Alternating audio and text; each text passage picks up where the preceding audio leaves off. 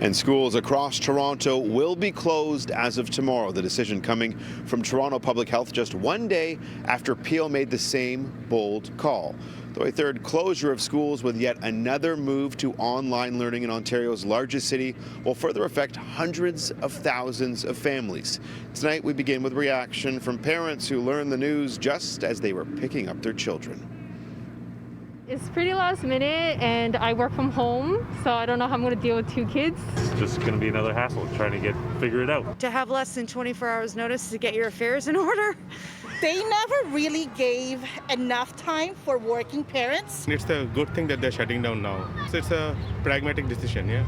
They're going to miss their friends. That was the worst part about doing it the first time. The news coming down just moments after Premier Doug Ford had this to say about COVID case counts in Ontario schools. Schools are safe.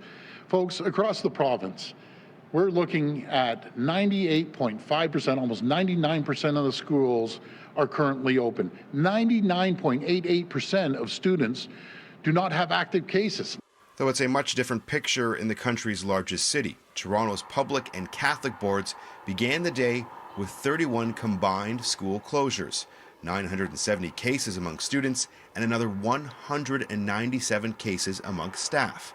Those two Toronto boards alone account for more than 30% of all active COVID cases in Ontario schools. Those are the kids that are getting tested. There are kids with minor symptoms that are not getting tested. That's a minimum.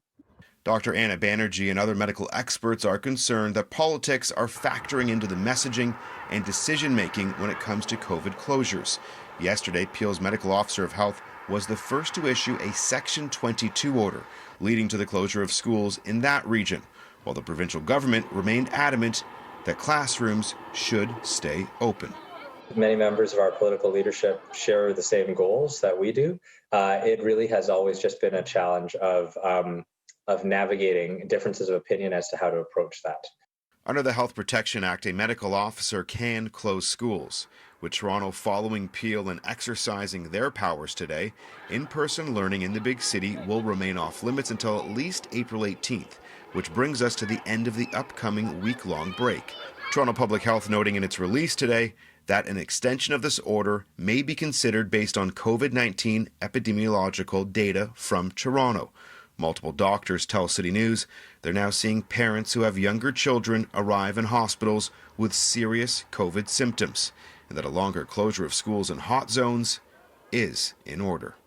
If the vaccine is approved for kids, you get the kids vaccinated, you get the teachers vaccinated. So in September, you have a fresh start, and they have a better chance of staying in school. Late this afternoon, a spokesperson for Ontario's Minister of Education sent out a statement repeating some of the numbers you just heard from the Premier, also claiming that teachers' unions are the ones continuing to stoke fear.